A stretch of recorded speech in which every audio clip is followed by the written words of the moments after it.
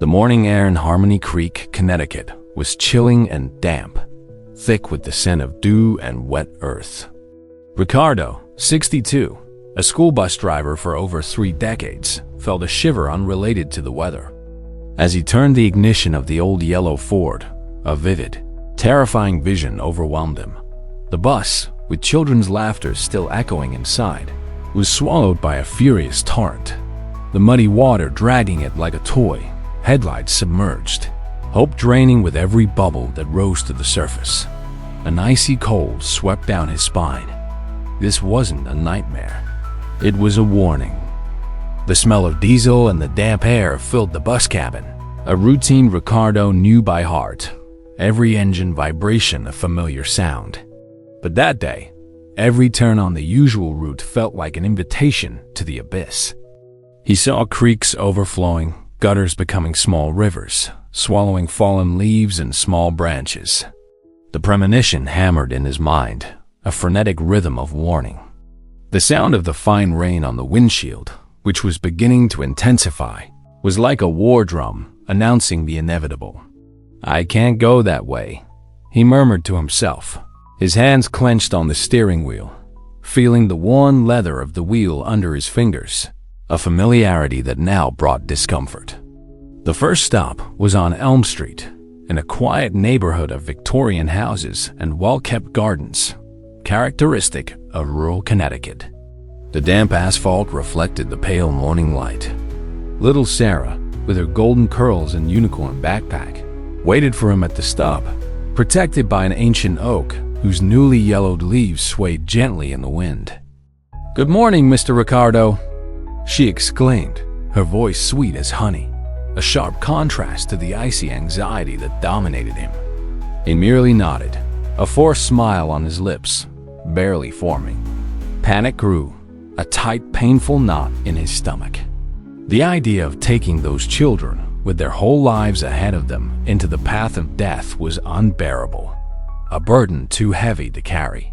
Instead of turning left onto Miller's Creek Road, a lower road near the creek that gave the road its name, known for its old bridges and dense vegetation, Ricardo turned right, climbing Green Hill.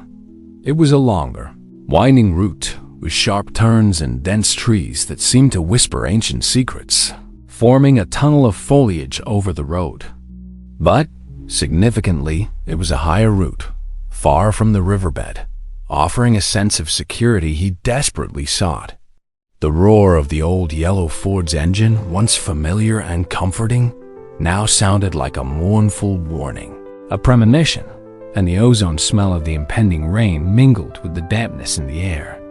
"Mr. Ricardo, we don't go this way," shouted Tommy, a 10-year-old boy, from the third row, his reedy voice echoing in the cabin. "My mom said it's the wrong way. We're gonna be late for history class." Ricardo ignored him, his eyes fixed on the muddy road, which was beginning to form small puddles reflecting the gray sky. "Just a detour, kid. Traffic's heavy down there because of the rain. I think there's an accident," he lied, feeling the bitter taste of untruth on his tongue, but the need to remain calm was greater. Minutes later, his phone rang, the vibration in his pocket an electric shock that made him jump. It was Mrs. Peterson, mother of 2 children on the bus, a woman known for her punctuality and demanding nature, and for being an active member of the PTA. Her voice, usually calm and controlled, was now filled with indignation, almost bordering on hysteria. "Ricardo, where are you? My children are late for English class. This isn't our route. What on earth is going on? You're putting my children in danger. Mrs. Peterson, I had a premonition," he stammered, cold sweat dripping down his forehead, mixing with the few drops of rain that seeped through a crack in the roof. "There's a risk of flooding on Miller's Creek. I called the city hall. They're checking the situation." "It's a safety measure, ma'am," she scoffed, a sound of pure disdain and disbelief. "Premonition? Ricardo, you're in your last week. Don't mess everything up now with this nonsense. My children need to get to school. If anything happens, you'll be responsible." The call ended abruptly, leaving the echo of her irritated voice reverberating in the cabin, almost drowning out the sound of the rain that was now falling harder. The smell of wet earth and the dampness in the air intensified, invading the cabin. The silence of the children on the bus, usually noisy and full of laughter, was heavy, almost oppressive, as if a blanket of fear had been thrown over them. Ricardo could feel their confused gazes, their unasked questions, weighing on him like stones. But he couldn't give in. Every meter traveled on the alternative route was a small triumph against the fate he had envisioned. He knew he was doing the right thing, even if no one else understood. The tension was palpable, a tight knot in his stomach, and the roar of the bus climbing the hill was a sound of hope, a challenge to the murmurs of premonition, a battle against the inevitable. The tension on the bus was almost suffocating. Ricardo could feel the children's gazes on his back, curiosity mixed with a hint of irritation and thinly veiled fear. The air inside the cabin, previously stuffy with the smell of snacks and crayons, now seemed thin, heavy with silence, only broken by the sound of the occupants breathing and the bus engine. The fine rain, which had started earlier, quickly intensified, drumming against the roof and streaming down the windows, distorting the already somber landscape of Harmony Creek, transforming the Victorian houses and ancient trees into blurred, ghostly figures. He turned another corner, veering even further from the usual route, entering streets he rarely traveled. The higher roads were narrower, and the trees, dense and old, formed a dark green tunnel, almost swallowing the already scarce daylight. The wet branches scraped against the bus's body with a harsh, continuous sound, creating a ghostly noise that mingled with the howling wind. Ricardo gripped the steering wheel tighter, his knuckles wide, his sweaty hands slipping slightly on the leather. With each passing meter, the image of the bus being swept away by the current repeated in his mind. The muffled screams of the children, a terrifying echo, reverberating in his ears like a macabre chorus, almost audible. He felt the cold of the water, the paralyzing helplessness, the metallic taste of fear in his mouth, a bitter, persistent flavor. "Mr.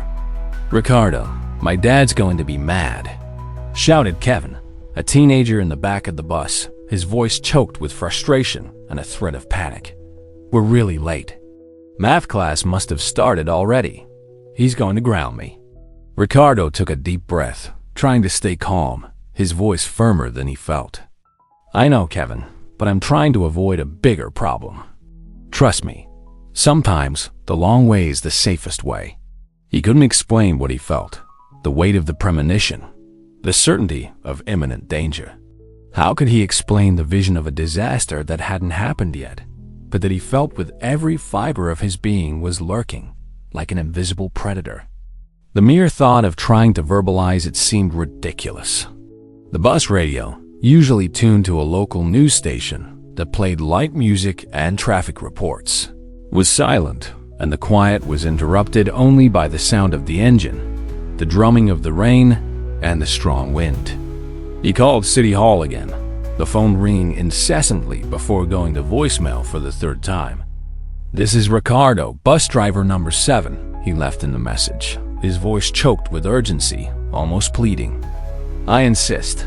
There is a serious risk of flooding in the Millers Creek area. I saw the water rising. Please, alert emergency teams." "The water is rising fast. I saw." He hesitated, his voice faltering, unable to verbalize the full vision. The fear of being ridiculed, of being committed for insanity, of losing everything in his last few days. "Just trust me. It's important. Lives are at stake." It's not a false alarm. The smell of wet earth mingled with a faint odor of mold, coming from the fallen leaves along the road, and the smell of burning rubber from passing cars. The temperature inside the bus, despite the heater being on, seemed to drop, reflecting the ice in Ricardo's heart, a sensation of cold that came from within. He looked in the rearview mirror and saw the anxious faces of the children.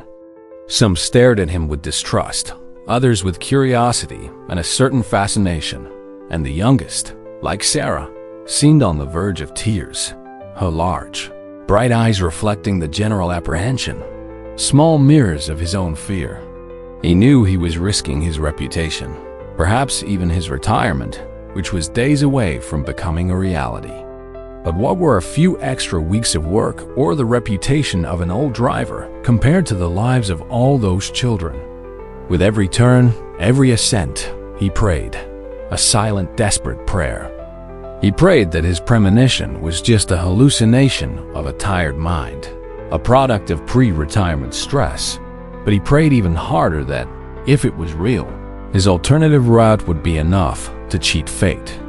The uncertainty was a silent torture, and the suspense deepened with every drop of rain that fell, every mile traveled on the unknown route, every second that passed.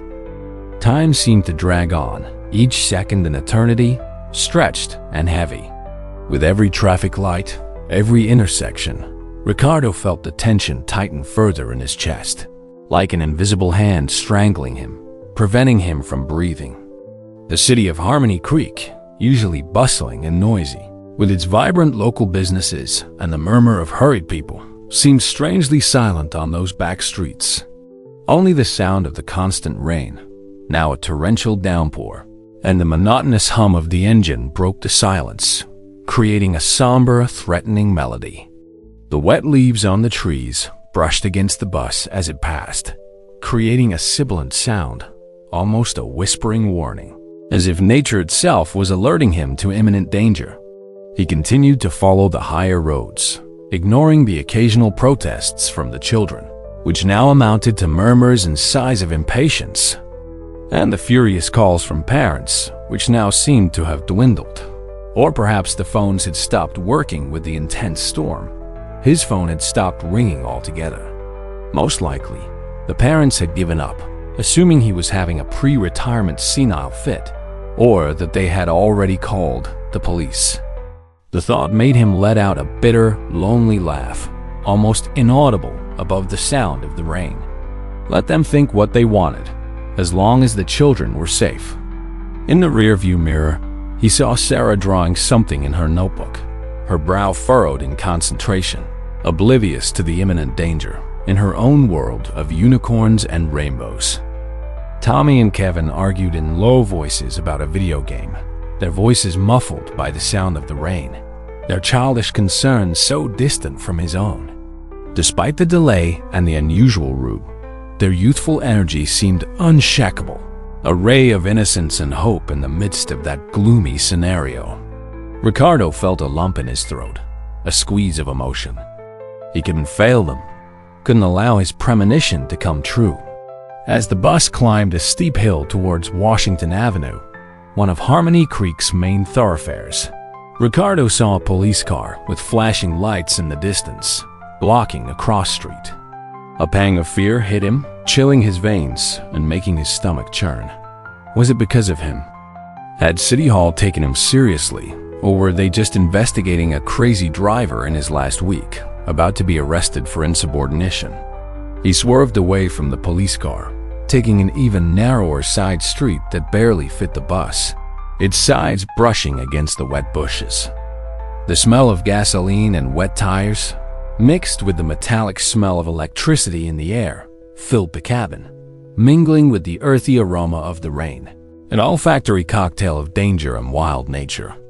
Ricardo's heart pounded erratically, a furious tribal drum in his chest, echoing in the cabin. He had to get to school. He had to deliver the children. At one point, he passed through a lower area of the city, where a small stream, Willow Creek, ran parallel to the road, usually a quiet and unproblematic brook. The creek was visibly fuller, the water muddy and raging, bubbling over its banks and almost overflowing, threatening to engulf the road.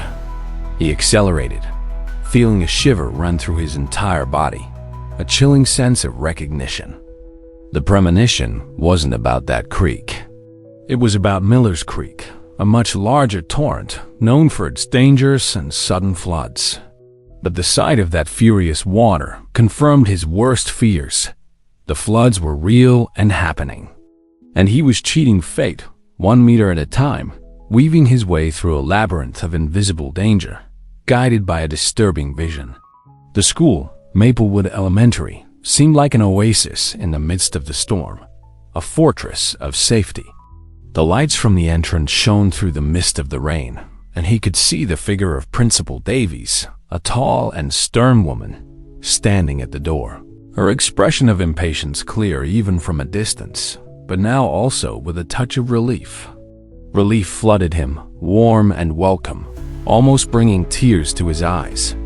Ricardo stopped the bus on the drenched sidewalk, water splashing under the tires.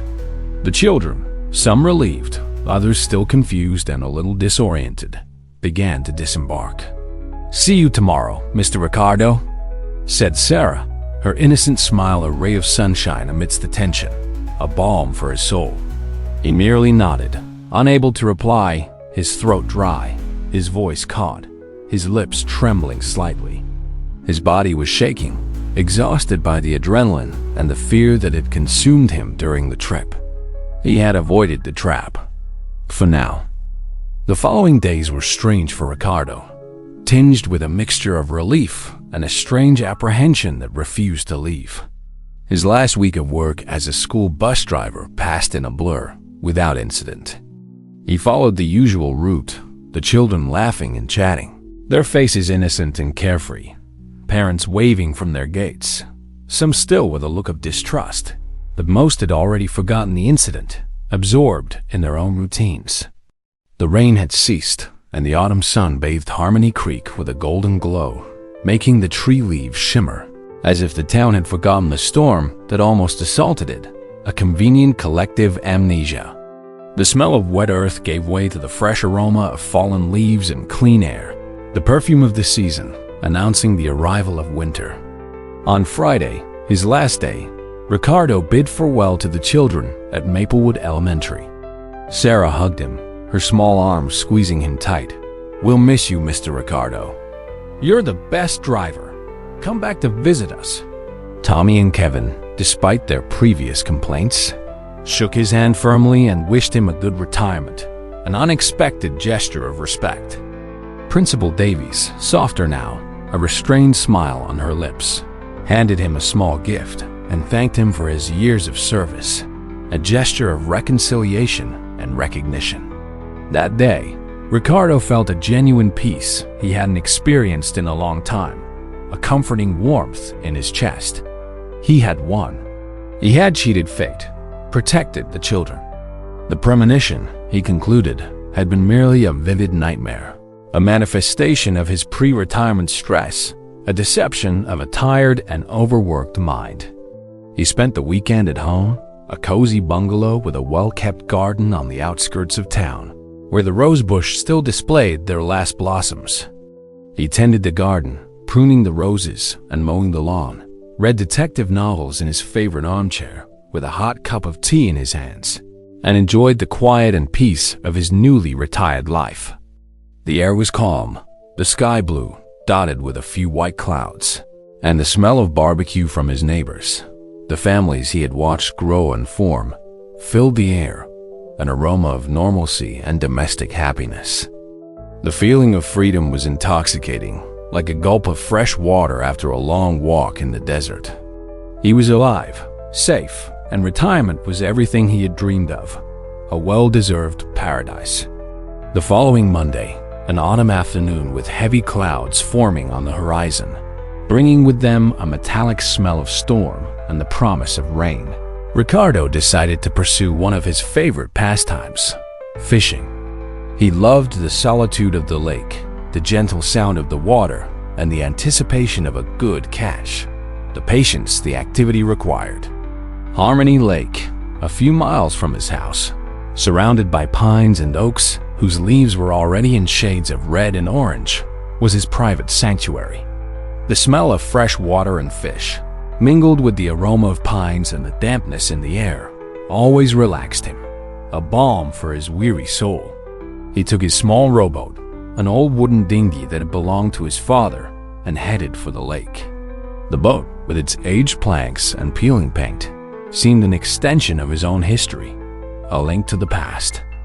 The atmosphere was calm, But the wind began to pick up, and dark clouds quickly accumulated in the sky, like mountains of gray and menacing cotton. A storm was brewing, but Ricardo didn't care. It was just a small fishing trip. He knew the way back. He was in control. He had survived. He cast his line, feeling the fresh breeze on his face. A moment of peace he thought he had won forever. But fate, as Ricardo was about to discover, had a morbid sense of humor and an unforgiving memory. The true trap was only just beginning to reveal itself, waiting patiently. The rain began as a whisper, fine drops dappling the surface of Harmony Lake, creating small concentric circles. Ricardo, in the center of the lake in his small boat, barely noticed. He was focused on his fishing line, on the quiet, on the freedom of his new retirement, a sense of completeness that seemed unbreakable, a shield against any worries. But the whisper quickly turned into a roar, and the drops into torrents, lashing the water with fury. The daylight faded into a somber twilight, the swollen clouds engulfing the sky, transforming the horizon into an indistinct blur of gray and black, an apocalyptic scene. The wind howled, whipping the water and transforming the lake, usually so placid and serene, into a turbulent and dangerous sea. The waves, previously gentle and almost imperceptible, now slammed against the hull of the small boat with violence, tossing it like a nutshell, threatening to capsize it at any moment. The smell of ozone and wet earth was intense, mingling with the scent of fresh water and algae, a heavy, funereal aroma that portended the end. The cold permeated his bones, an icy needle piercing every cell of his body, paralyzing him. Ricardo tried to row back to shore, but the current, unexpectedly strong for a lake, pulled him towards the center, towards the unknown, towards the danger he had tried to avoid. He rowed with all his might, his muscles protesting and burning, adrenaline coursing through his veins, his heart pounding against his ribs, a deafening sound in his ears. The sound of the rain against the boat's wood was deafening, drowning out his own thoughts. The cold wind whipped his face, and the fear he had thought he had overcome returned with full force, overwhelming and paralyzing. A wave larger than the others, a mountain of dark water, hit the boat head-on, flipping it with a dull, final thud. Ricardo was thrown out, the cold, dark water swallowing him, the thermal shock stealing his breath and burning his lungs. He tried to fight, to struggle, panic taking over his body, paralyzing his limbs, rendering him incapable of any effective movement. The water, previously inviting and familiar, now seemed like a monster with 1,000 arms, pulling him down into the icy depths, into the darkness. He could feel the current dragging him, the same relentless force he had predicted would take the bus. But this time, there was no escape, nowhere to run. The surface seemed further and further away, the light rapidly dimming. The last thing Ricardo saw was the blurred image of the water's surface, a grayish-blue blur, like a distorted and melancholic watercolor painting. He was trapped, helpless, in the growing darkness, the sound of bubbles rising, air escaping from his lungs in small, desperate gasps. Silence then came. Not the silence of peace, but the heavy, deep silence of the abyss, a cold and inevitable embrace that consumed him. He had escaped the bus, yes, but fate, in its cruel cunning, waited for him elsewhere, in another form, in another kind of flood, a perfect trap. The premonition, in the end, had not been about how he would die, but that he would die in an unexpected flood. The silent journey had reached its final destination.